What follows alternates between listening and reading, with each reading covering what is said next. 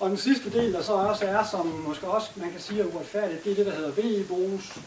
VE-bonus er en årlig skattefri bonus, man får som en del af parkens produktion. Så det vil sige, har der været godt år, hvor solen har skinnet rigtig meget, priserne har været gode, så får man mere. Tanken er, at man skal få gratis strøm, men det vi jo ikke tager i betragtning, det er skatterne, afgifterne og distributionen. Men det er lidt tænkt på den måde politisk, at man skulle få gratis strøm. Så det vil sige, hvor priserne er høje, så får man mere, priserne mindre, så får man mindre. Fordi man så kunne også, ens elregning også ville blive lavere, hvis priserne var mindre. Men i og med, at det ikke tager skatter, afgifter og distribution med i betragtning, så er det jo sådan lidt søvligt, kan man godt sige. Men det er tanken med det, og det er igen inden for de her 200 år. Og som jeg var inde på før, så kan vi jo godt se, at der er jo ikke ret mange af dem. Men der er nogen, der bor udenom, og det er så dem, der sagde, dem er vi så særlig opmærksomme på. Og I må også meget gerne, hvis nogle af jer har i aften, giver til kende efterfølgende, og lige komme hen og træde på militær og sige, jeg er altså en af dem. Kan vi ikke lige aftale og mødes og få en snak om det her? Og de snakke tager vi meget gerne. Og som sagt, Energistyrelsen kommer og fortæller om det, når vi kommer længere hen i processen. Og kan man ikke vente, så kan man gå ind på deres hjemmeside og læse en hel masse mere om det. Byrådet her i Ringkøbing-Skjern har jo ud over den her 1000 hektar store pulje, som Ole også var inde på, jo talt med hinanden omkring, om man skulle have yderligere ambitioner på det her område omkring den grønne energi og vedvarende energi.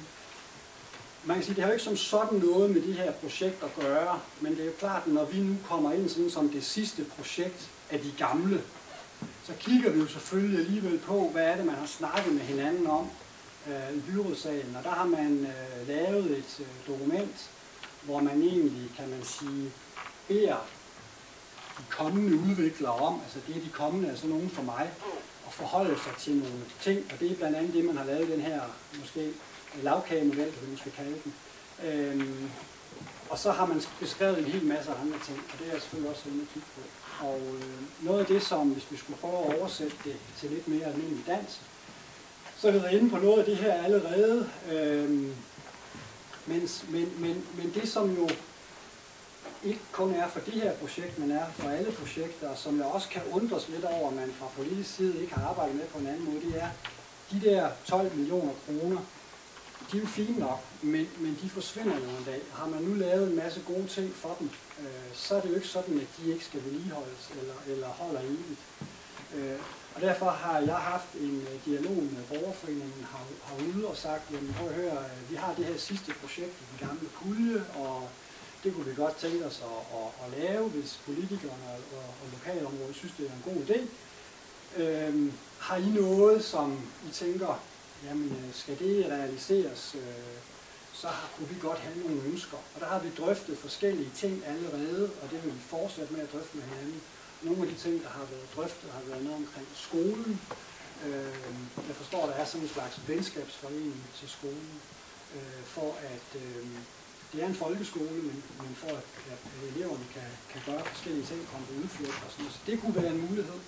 Man kunne også forestille sig, at man, hvis det blev beslutningen, at man lavede et samarbejde mellem os, så skolen blev sådan en slags venskabsskole, så man lavede nogle temadage om vedvarende energi, og hvad er en solcelle, og hvad er en vindmølle, og hvorfor med det, og hvorfor skal vi ikke bare blive med at bruge olie. Så der kunne godt være nogle muligheder i det, men som sagt, det er en drøftelse, vi vil have parallelt med, at den her godkendelsesproces det kører. Så når vi står her og har det næste høringsmøde, så er vi blevet klogere med hinanden på, hvad kunne være den rigtige model, og den vil vi så præsentere for.